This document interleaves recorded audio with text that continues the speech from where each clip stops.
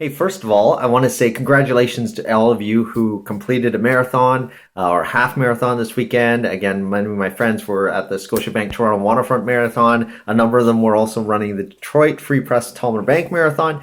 And you guys had a great day out there. I was tracking with you. I know that the conditions may not have been ideal. It was a little hotter, a little windier, maybe a little wetter than you would have hoped for. But so many of you just persevered, and I think you all got across that finish line. May have been at varying times compared to what your goals were, but you did it, and you deserve to just be feel proud about that. You've worked hard to get to this point, and I was thinking, many of you are just ready to kind of fall back into the couch and start stuffing your face with donuts, or maybe not, but.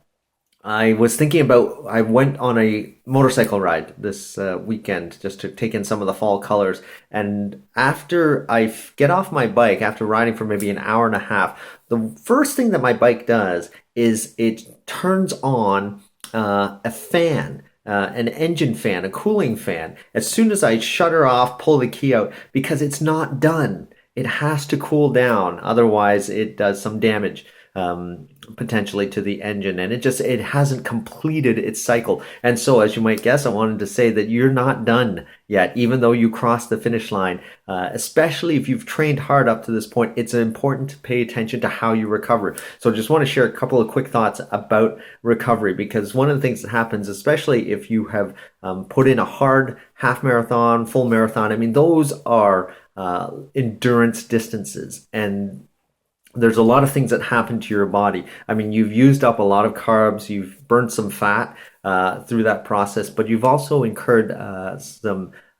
skeletal and muscular fatigue. There's actually a buildup of, I think it's called creatine kinase or kinase.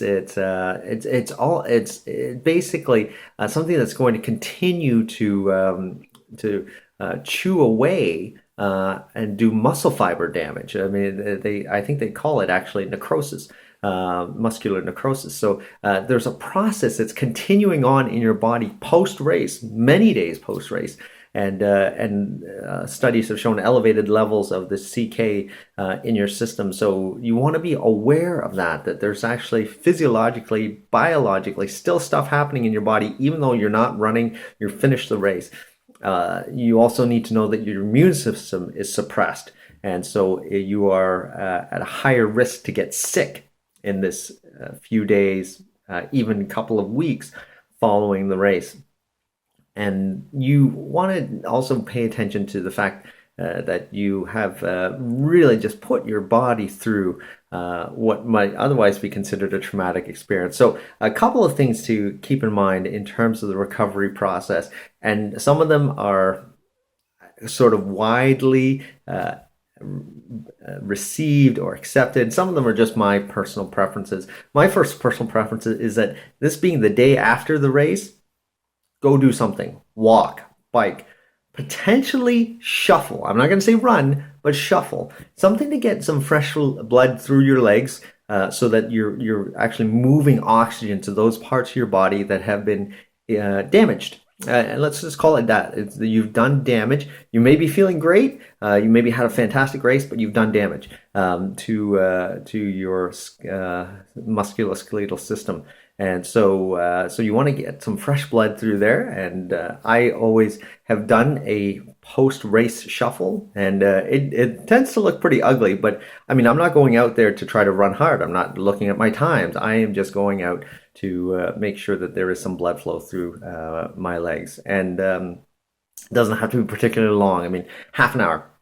Something like that, that's, or if you get a good brisk walk in, again, hop on the bike, those are great options.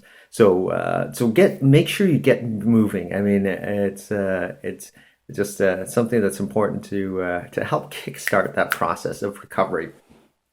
Second thing is eat well. And I know that you probably want to reward yourself with some stuff that maybe you've promised yourself. It's tantalizing as a little carrot, although it's maybe not a carrot. Maybe it is, a juicy burger, or it is some really junky food. Like for me, it's donuts. I always do a box of donuts. Not personally ingest an entire box, but I go for donuts after a race that I've sacrificed long and hard for. So there might be some, stuff that you want to reward yourself for, and that's okay. You have earned it, and it's good mentally also just to kind of back off a bit and to say, you know what, I can sort of cheat on my diet a little bit.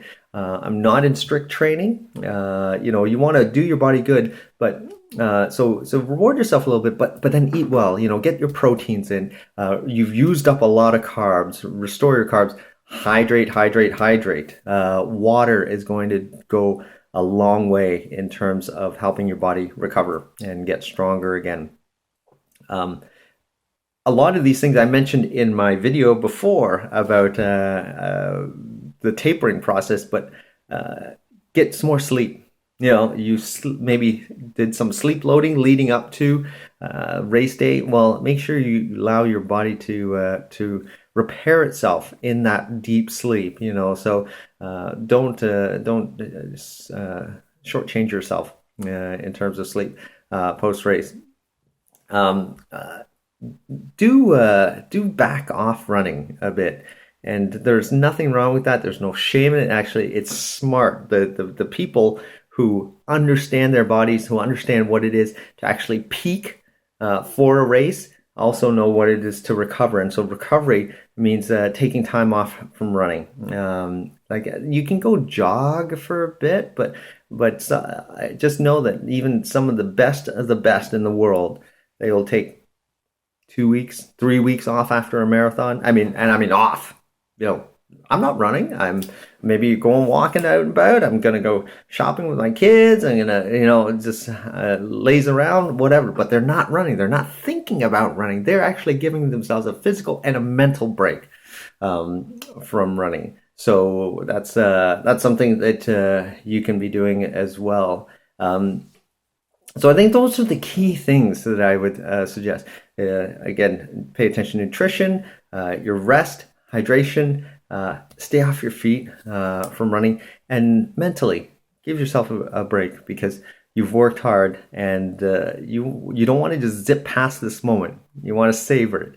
And part of that is to say, okay, I'm not looking ahead, whether it's at I could do better than that, or you're going for redemption, because you didn't have the race that you wanted, whatever. Just sit, maybe stare at your medal. I don't know, enjoy and relive some of those moments because it's a great thing that you've done. So congratulations, and I hope this helps you in the process of recovery.